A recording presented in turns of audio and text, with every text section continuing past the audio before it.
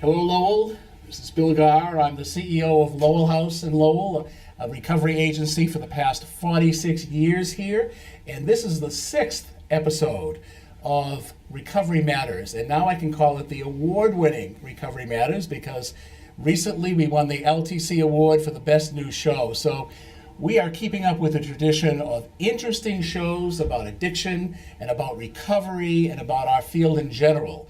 And this is one I've wanted to do for a long time, and this is going to be a good one. So today's topic is myths about addiction and recovery, and I've entitled it "The Bath Salts Ate My Face." And that comes from a story that basically I called one of our guests about, and we had someone call up and say, have you ever heard of bath salts, which is a synthetic drug, destroying someone's face in the Lowell emergency room? Well, as it turned out, that was a myth. But a good one. We tracked it down. So I thought there are a lot of myths about addiction and recovery. And I thought this would be an ideal stage to talk about them. And we're going to debunk some of those myths today. And we're going to tell you the truth, the facts. You don't get facts very often these days, so we're going to tell you what the facts are. And we have three, I think, exciting guests that have done a lot of work in this field and really know the basic stories about these issues. So we have Todd Feathers from the Lowell Sun. Todd is the reporter that does a lot on addiction issues in the community, and he does a wonderful job of that, great stories, and does a lot of research on the myths that we bring to him from time to time and ask him about those. We also have Joe Gardner here, and Joe is an old friend. Joe is the director of a coordinator of the Addiction Counselor Education Program at Middlesex Community College. He's been a professor for 35 years. He is also a licensed clinician, and I think few people in our community know more about addiction and recovery than Joe Gardner. So whenever we have a question, we go to Joe. And to my left here is Chief Timothy Sheehan. Tim is the chief of police in the Tewksbury system, and town of Tewksbury, not Tewksbury system, the town of Tewksbury. And Tim has been a leader in the addiction and recovery field. He has been very much involved with Lowell House and so many other providers, has done a wonderful job. So Tim knows a lot about this area. So gentlemen, we're going to start with an interesting question that we always hear about, that Tim and I actually were just talking about at our last appointment with the DA, and that is the one we hear: Joe hasn't reached rock bottom yet. He's not ready to go into recovery. Myth or fact? What do you think, Joe? Well, I think that's a... And that wasn't you, Joe. That was the average Joe. The average Joe. That's right. I think that's one of the typical myths you hear in addiction, that you don't need treatment and don't really address the issue till you hit rock bottom. I'd say that's totally false. In medicine, we say early diagnosis, early treatment. Right. In any disease. So how does that come about? What do you think, Todd? What's the reason that so many people that you talk to say, well, that guy's at rock bottom, he's ready for recovery? Well, I'll be honest, in some of my interviews with people who are in recovery, I've heard them say that they weren't ready for it until they hit rock bottom, or they thought that they had hit rock bottom. And sometimes there's a level below that. And I think that part of the reason that comes about is because it's so hard for people to get into the treatment system early, right, that they don't end up getting into it until they hit a point where they come in contact with the criminal justice system, with an emergency room, and that's when they enter treatment. And so it's not so much about when you can do it, as when you are finally able to do it. Well, and that's a good point. And for some people, maybe when they perceive they've hit rock bottom, even though they may have further to drop.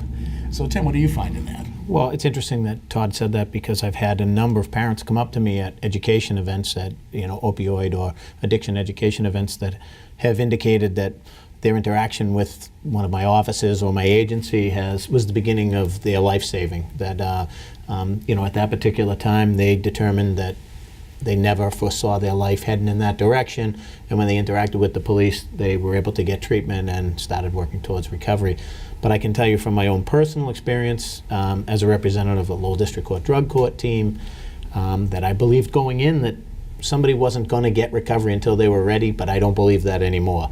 I believe that recovery can be something that someone finds based on being sent that way by a court some sort of a sentence in court, or somebody else interferes in someone's life, Section 35s them and sends them on their treatment way.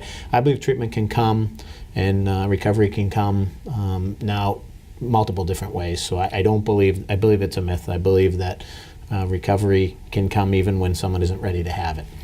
There are lots of motivations, as we know, to go into recovery. NIDA actually did a study, the National Institute of Drug Abuse, and took all the people that they overdosed in a sample and looked at what their motivation was for treatment, and they found 60% of the people that overdosed would actually go into a treatment program and go into recovery if they had the opportunity. So it kind of speaks to your point, Todd, and your point, Tim, about the opportunity to get into recovery if it's there and you feel stable about it and you have people supporting you. So we're going to check that one off as a myth. You don't have to hit rock bottom. But here's another good one, and I think it's probably a timely one for us to talk about, especially as of December 15th, when marijuana becomes legal in Massachusetts, that marijuana is not an addictive substance. We hear a lot of times people say, hey man, it's just herb, it's just like a spice. So we smoke it, and it can't really be addictive. Is it addictive? Can you become addicted to it? Can you overdose by it? What do you think, Joe?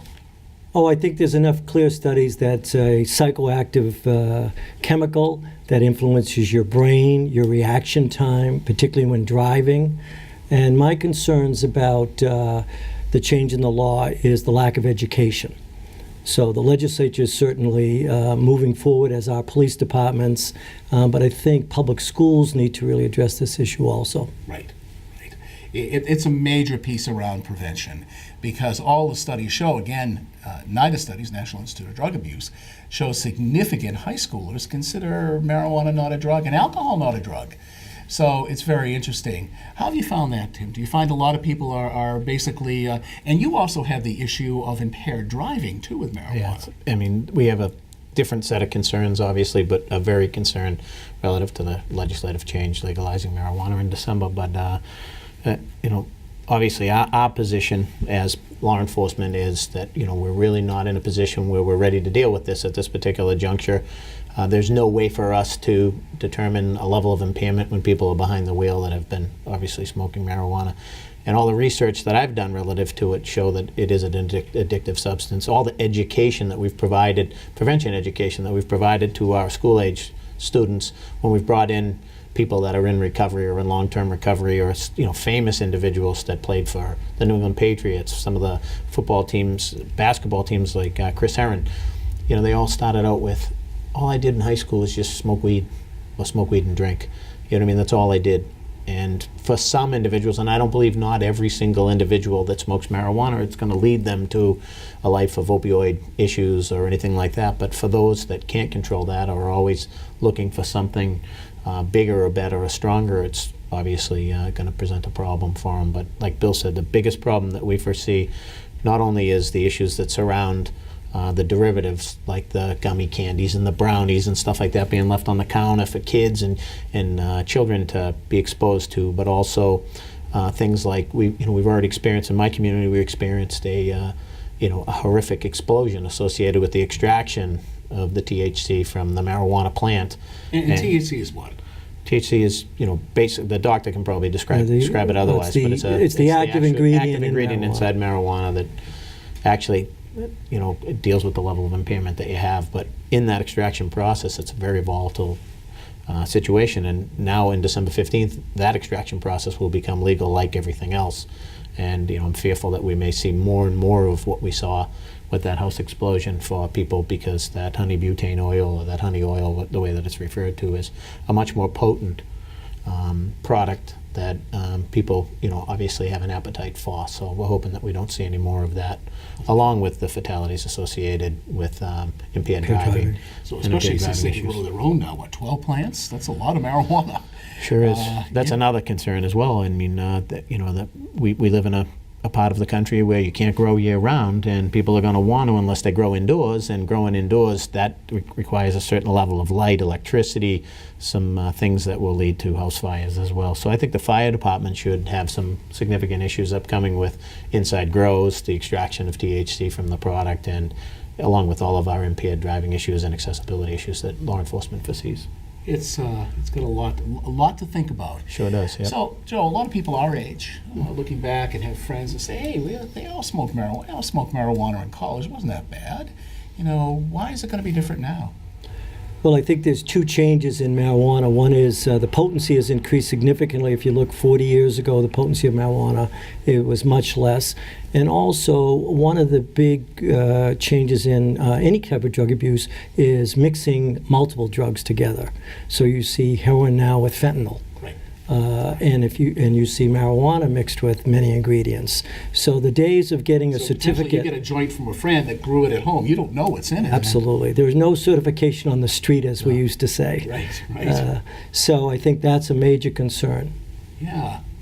So, as long as we're here to, Todd, we'll look at one other myth, and that is, and I think a lot of people are sitting back and saying, well, it's not going to happen in Lowell because we don't want any stores here. Is that true? Can we just say no in Lowell and we don't, or no in Walpole where I live, or no in Tewksbury? Well, it's very difficult to say no, and it's going to be different for different towns. In Tewksbury, for example, where there's no dispensary right now, the town would have to, as the ballot measure is written, and this could change with the legislature if they delve into this, but the town would have to put this before a townwide vote in a special election likely. And the majority of the town could approve a zoning bylaw that said there can be only one dispensary, or there can be only X number. In Lowell, because there's already a medical marijuana dispensary here, those dispensaries will have the first shot to apply for a recreational license. They'll have to receive state approval. The fact that they're already a medical marijuana dispensary and got that approval from the state is a pretty good indication that the state believes that they know what they're doing. So it's going to be tough to say no in our town, but not impossible. Yeah. And, I always think about that too, Todd, that if people have voted in the town, and some of the towns overwhelmingly passed question 4, that it's not likely that they'll turn it down again. So I think probably the reality is marijuana is here, it's coming, we need to prepare for it. And I think, Joe, you said the right word, is prevention. Is doing some good prevention and making sure the schools deal with younger people, because we know by regular use of marijuana by kids in high school or even middle school, and my son, who's a 7th grade teacher, will tell you that there are kids in the 5th grade they know that are smoking marijuana regularly, that if they use it regularly, there's a much higher chance that they'll become addicted later in life. So this is a difficult problem. So the whole myth about marijuana and the herb, that it's safe, and we're all going to sit around and pass a joint and have a happy night, has some consequences. Agreed. Good to think about. So let's put another myth on the table, and this is one we hear a lot, and that is that people who are addicted to a substance just want to get high, and whenever they want to get high, they use a substance. But other than that, they can function in jobs, they can do all the things, they can have a happy life, but they just want to get high. Who wants to take a shot at that one? Well, I believe it's a myth, but I'm sure our resident expert in the field over here might have a little bit more to say to that. About my experience with that, and it comes from speaking directly to individuals involved, is people that are in long-term addiction. They use just to be normal, just to bring themselves to a level where they can function every day. It's not about, there's no excitement in that for them. There's no, maybe in the early stages there was some level of high for them, but high is no, it's a myth for them now. They use at a certain level, whatever their tolerance level is, just to get to a position where they can socialize and function normally in the course of a day. I don't believe there's any joy that anybody gets out of it when they're in long-term addiction, but I would certainly... Well, I'll pose another myth that's on that, and that is, which affects millions of Americans, and that is, I don't drink every night, so therefore I couldn't be an alcoholic or a substance I'm abuser. the functional alcoholic, Right. Those are the old days. So, so people who binge drink Thursday, Friday, Saturdays, have jobs, live in respectable neighborhoods, and certainly don't ever identify themselves as alcoholics are in fact avoiding the issue by saying, I don't drink on Monday, Tuesday, Wednesday. So there are 20 million identified alcoholics in this country. It's what I call now the forgotten epidemic of addiction. You're right. You're right. And just to add to that, Joe, 59% of the people we see at Lowell House are addicted to alcohol. So I know the opioid crisis is kind of taken over. You're right. It's the forgotten addiction. And also on that is we see individuals drinking at an earlier age. So if you look at the onset of abusive drinking, in our area it was probably 17. Now it's down to 12 and a half. Right. So the thought of 12 and a half year olds regularly abusing alcohol is a reality. Right.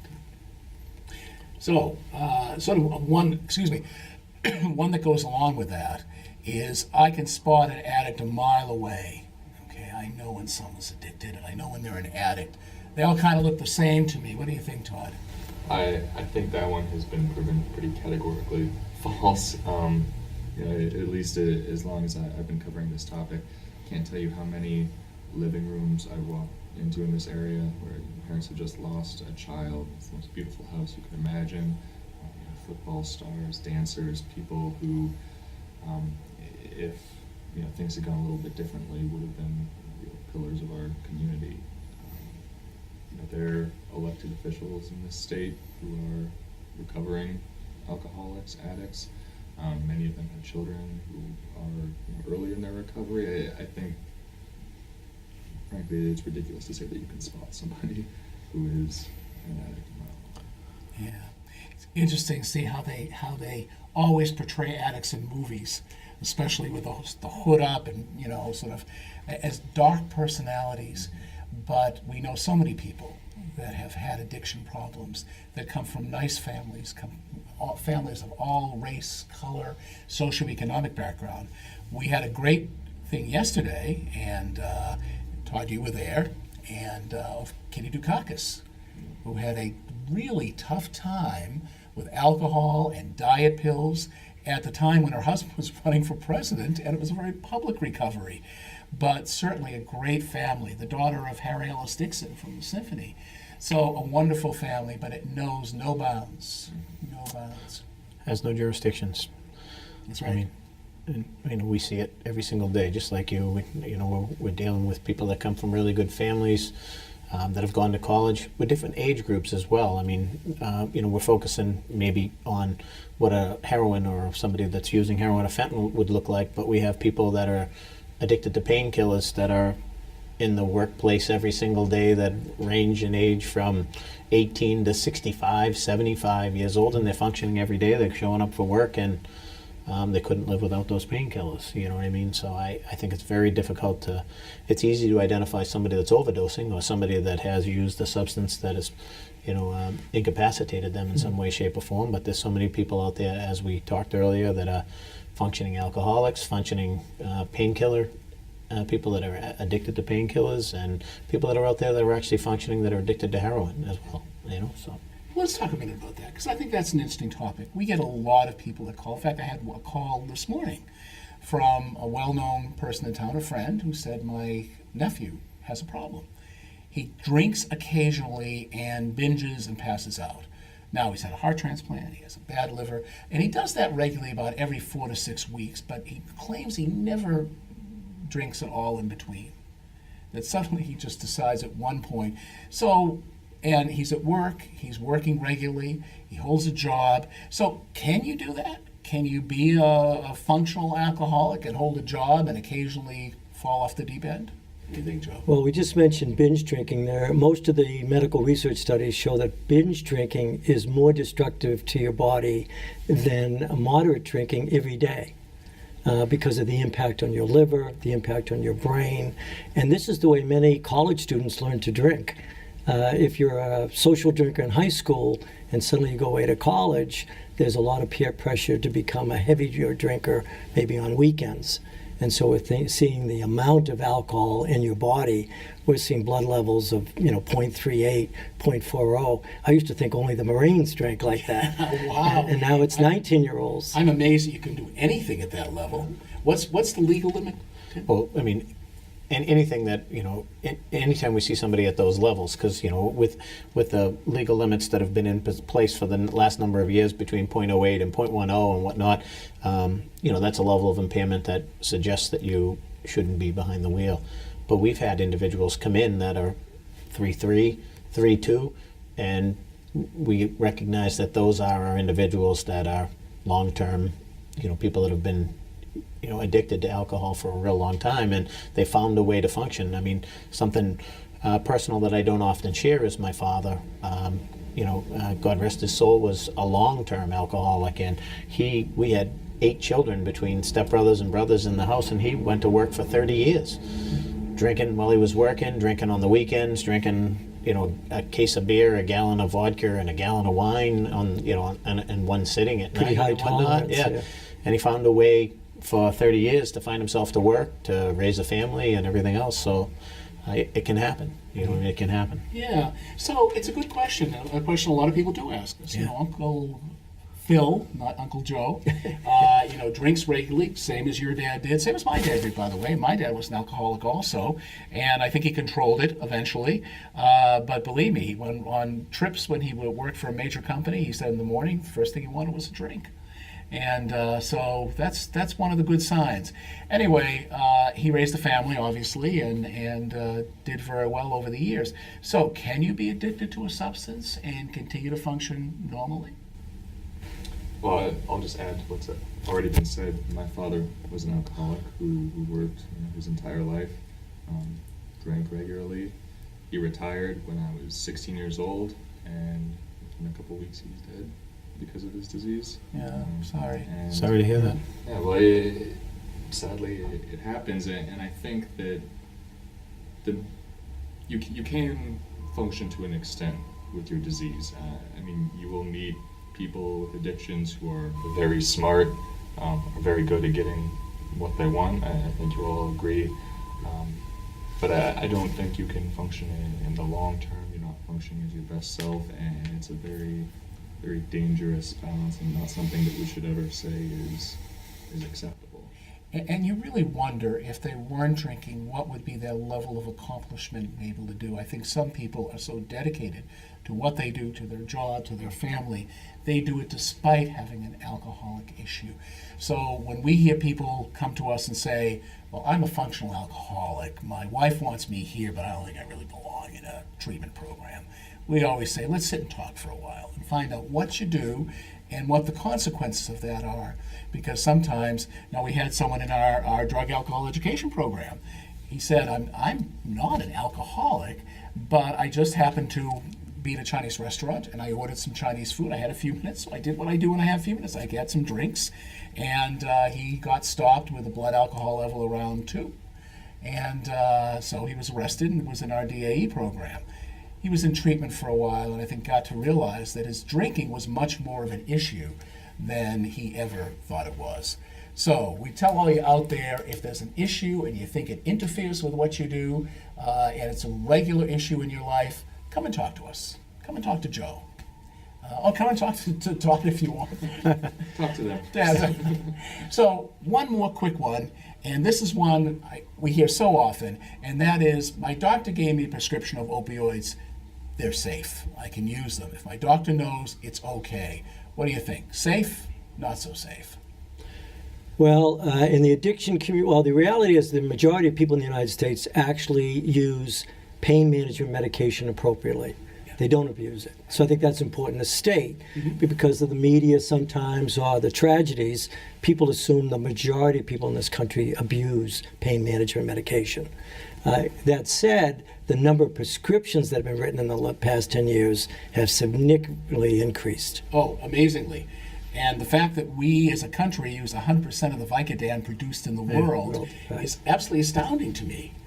So I'd say the first step is use all medication as prescribed under doctor's orders. That's right. And I can tell the traditional horror story that most parents can tell.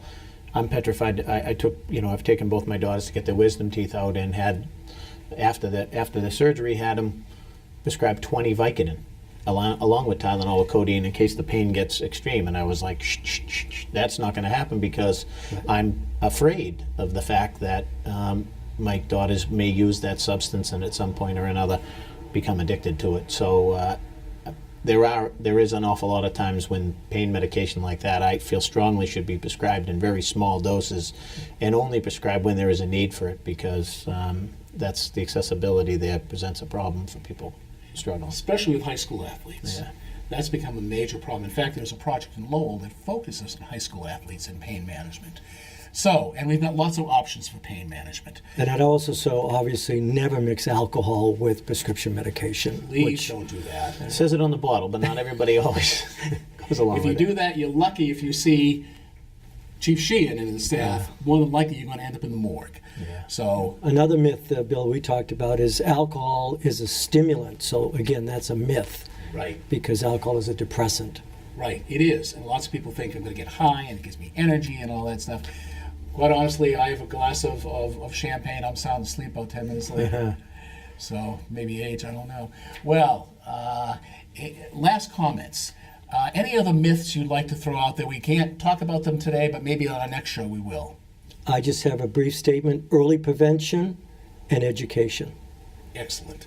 That's the focus, and that's what we'd like to do, and I know the police and agencies in the city are really focusing on that. Working on it. Well, I just want to reiterate something that the chief said, which is it's a myth that people with addictions use because they like the feeling of being high. It's something that they have to physically do. That's right.